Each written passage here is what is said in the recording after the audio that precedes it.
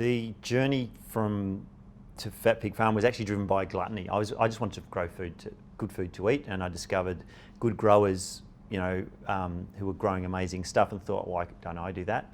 But then my love of or interest in the biome and what we eat and how it affects us was driven through understanding how food is grown. And there's a really strong interconnectedness between the biology in the soil, so the billions of living things. You can have 10 billion living things in a teaspoon of healthy soil. There's a really strong link between that and what a plant produces and the flavour of that plant. And then when you eat that plant then feeds your billions of bacteria within your body. So I love that sort of synergy in that cycle, and so fell in love with the nutritional benefits of whole foods through soil and gluttony, really. I think probably only the last 3 or 4 years I've been sort of actively trying to encourage other people to look after their microbiome. I didn't really understand the concept till probably 8 years ago, and the first book I read I was interested in growing things. It was about soil, but then it said, well, actually have a look inside yourself, and then you'll find similar things going on, this incredible ecosystem in us. Who knew that we were mostly not us, that we were more than 50% microbes. So once I discovered that and read up about it, and then realised that actually what we do has relevance to that, I've been advocating for that since then.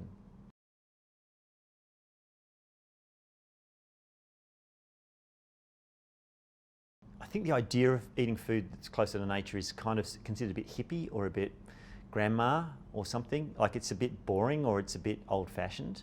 I think lots of these messages are couched in this term, oh, it's really good for you, and it sounds a bit dull, but I like to approach it from the point of view that, when you're eating beautiful, fresh, delicious, seasonal produce, it makes every meal better. It makes you a better cook, and it makes cooking easier. So what I aim at is to say, well, this isn't just about your health.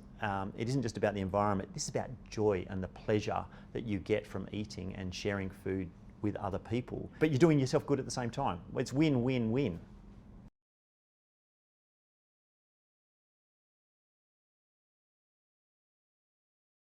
One of the things we do at our little farm is we take people on a tour of the garden, and sometimes people come up and go, oh, that was so educational. I always feel bad because it's like, I don't want people to feel like it's a really boring learning experience, because I was one of those kids who didn't like school.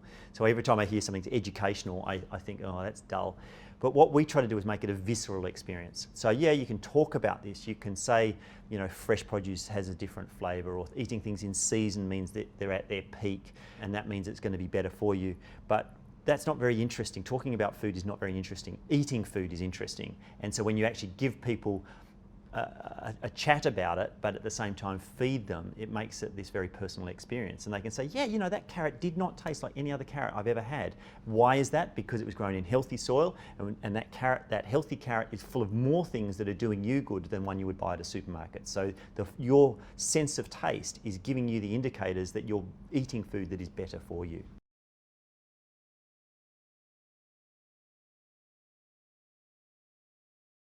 I think it is confusing for people to try and choose things if they overthink it.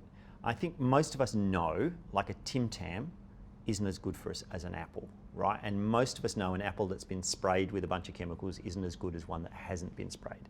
We kind of know that. So navigating the landscape, I think we can overcomplicate it because we're human beings and we like to overcomplicate things. But we kind of know what's good for us. We kind of know that we should eat, a little bit of cabbage. We probably should eat some yogurt. We probably should eat, maybe some fermented foods and a wide variety of foods. We just come up with reasons not to.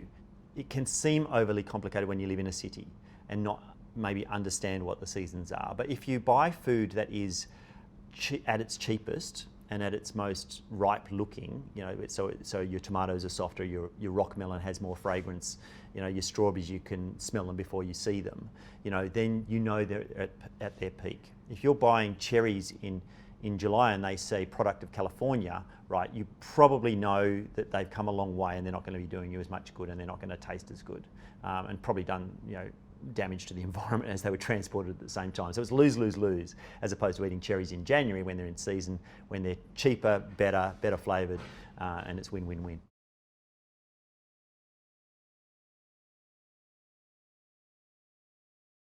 100 years ago, pretty much everyone in the world just ate stuff that came from nearby or that they grew themselves, that they found themselves, caught or whatever, if they were fishing or whatever, or hunting. And what's happened over the last 100 years is we've all lost that connection to where our food has come from. It's structural and societal.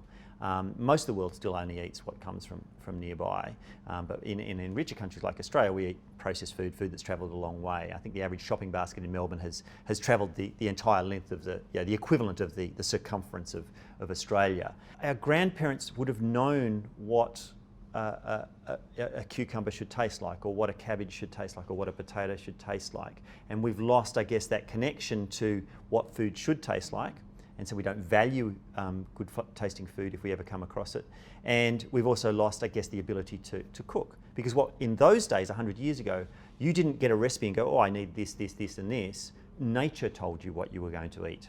And then you had to come up with a way to make it palatable. So we all had the skills to be able to make palatable food from what nature gifted us. So I think that's the main difference. We've lost the ability to cook, and we've lost the ability to know what is local and seasonal.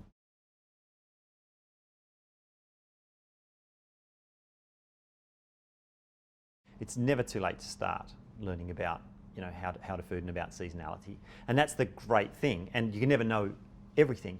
But the thing is to not beat yourself up over it. Like if you kind of try to buy some stuff from a farmer's market, if you're nearby, and you'll know it's in season because it's a farmer selling it. They're not storing stuff for 8 months in cold storage.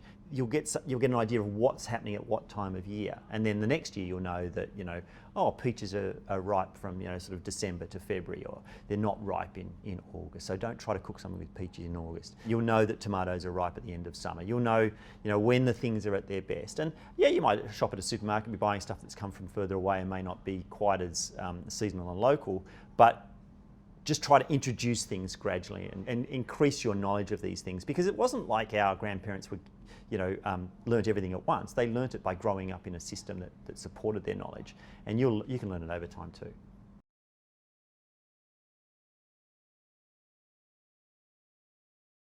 I think the draw card to come and talk at MothersBabies about the microbiome and the importance around pregnancy and childbirth is that it has repercussions that go way beyond today. It's just it's not something that has been talked about a lot. There's a lot of talk about how pregnant women shouldn't eat certain things that can make them sick. So a lot about the disease process, but not about embellishing their own immunity, feeding their immune system, looking after their body, but which not only feeds them, but it obviously feeds their child and gives them the best start that they can. It's not a guarantee of perfect health for anybody just eating well, but it's not a bad start, and it's something we can all control.